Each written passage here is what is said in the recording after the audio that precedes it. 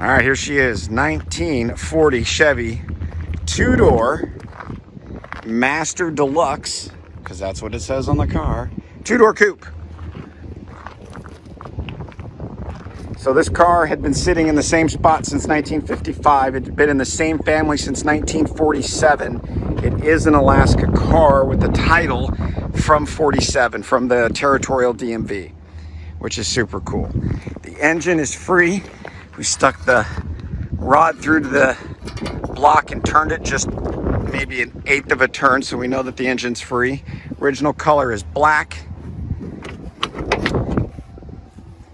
Interior, we believe that those are the actual miles, 16,957, based on some paperwork that we found in the car as well for oil changes.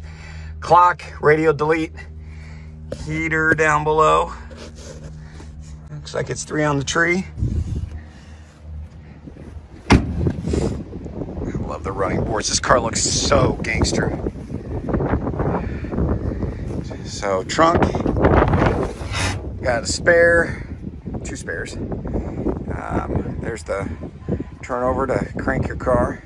There's some of the original interior that was in the trunk.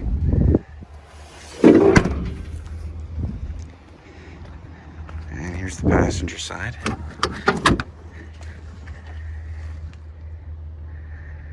Yeah, this thing is just unbelievably cool. It looks so gangster, so hot rod, you name it. It's pretty awesome. So fun day. You never know what we'll find out here. All right, good morning everybody. We are back up at the homestead we were at last weekend. And I want to show you this 1940 Chevy two-door coupe. It was parked here in 1955. And just finished making a deal for it. He's going to clear out some space so we can get it out.